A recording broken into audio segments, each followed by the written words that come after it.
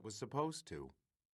There'd been a 5-hour delay in Kennedy and an unscheduled stop in Washington, D.C. to pick up baggage belonging to a Colombian diplomat who'd remained nameless.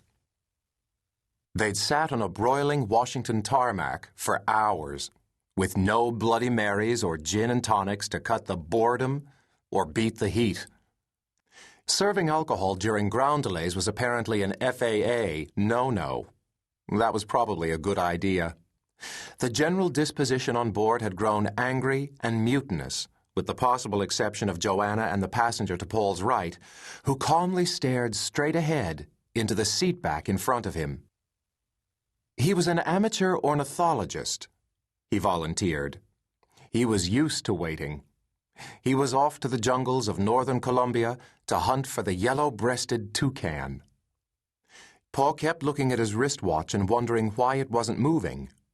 Joanna, mostly a bastion of calm, had reminded him that they'd waited 5 years. 10 hours, more or less, wouldn't kill them. She was right, of course. The New York delay, the 8-hour Washington layover, the increasingly fetid cabin wouldn't kill him. He knew what would kill people and what wouldn't. After all, he was an actuary for a major insurance company whose logo, a pair of paternal cradling hands, appeared regularly on sickly sweet commercials 20 times a day. He could spin the risk ratios on all sorts of everyday activities, recite the percentage of accident and death, chapter and verse. He knew that the odds of dying in a plane, for example, were actually 1 in 354,319, even with the recent small bump due to men whose first name was Al and last name was Cada. A delay in takeoff would be, in actuary speak, statistically insignificant. Plane delays couldn't kill you. Car bombs could. Speaking of which, the sight of the headless man admittedly threw them just a little. As they walked from the gate in the general direction of baggage claim, Joanna noticed the first gruesome poster and immediately turned away, while Paul felt the first vague prickling of fear. Worming their way through customs under the sullen eyes of soldiers with shouldered AK-47s didn't exactly help. When they finally made it through baggage, they were approached by a stooped, white-haired man holding a crude, hand-lettered sign over his head. Bride-barred Paul, it said. Their last name was misspelled. "I guess I'm considered luggage," Joanna whispered to him. The old man introduced himself as Pablo and timidly shook Paul's hand. He picked up all 3 of their suitcases in one swift motion. When Paul tried to wrest at least one bag from this man who, after all, had to be 30 years older than he was, Pablo politely refused. "It's fine," he said, smiling. "Please follow." Pablo had been hired through the local Santa Regina orphanage. He would be their man in Bogota, he explained. He'd drive for them, shop for them, and help guide them through the entire process. He'd accompany them everywhere, he told them. It was reassuring to hear. Pablo led them through the unruly and suffocating crowd.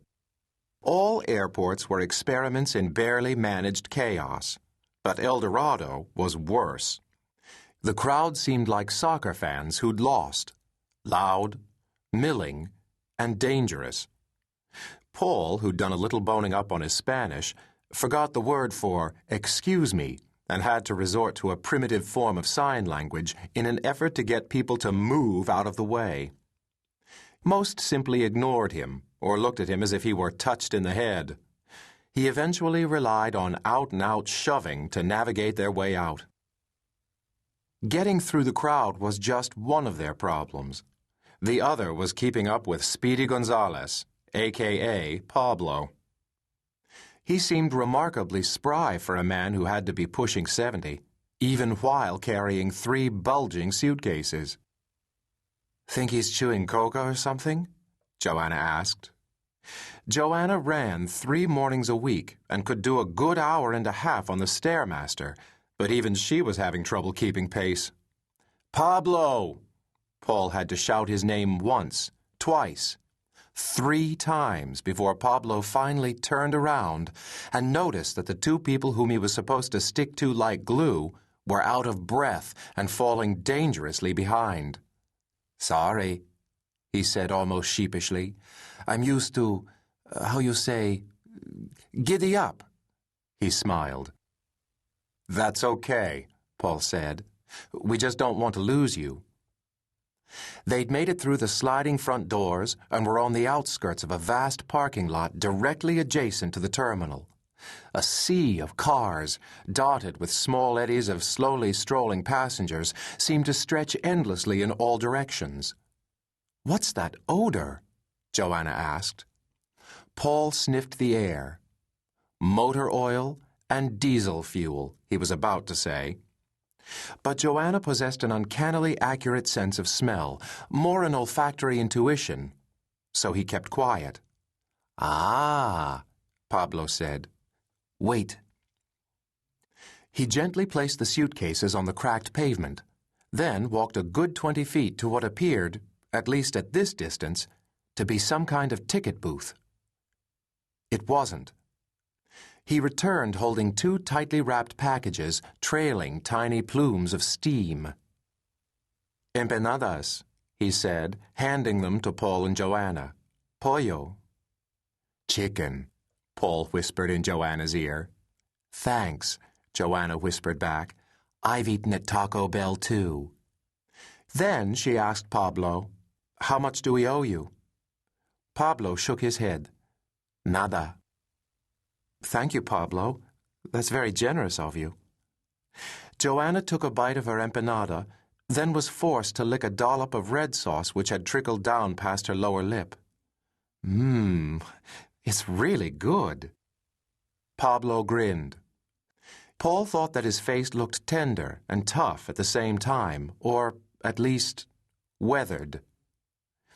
"Wait here. I go for the car," Pablo said out of deference to their obviously inferior constitutions. "He's sweet, isn't he?" Joanna said after Pablo had disappeared into a row of Volkswagens, Renaults, and Mini Coopers.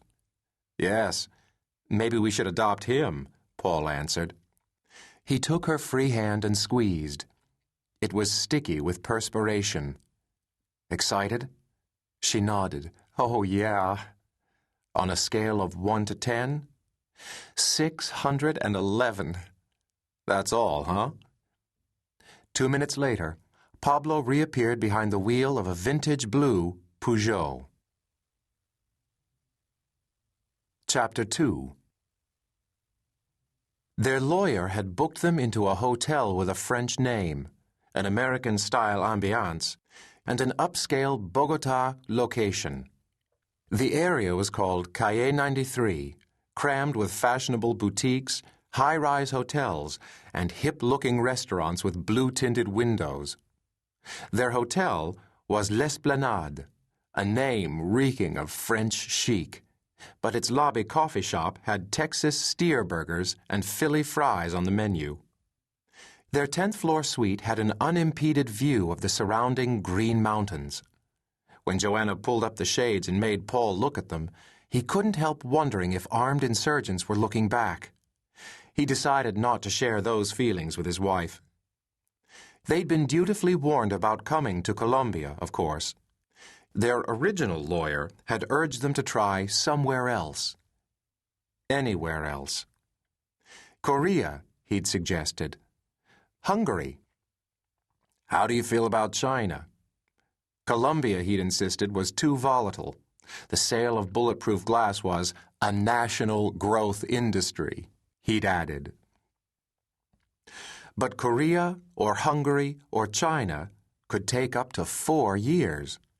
In Colombia, it was 2 months, max.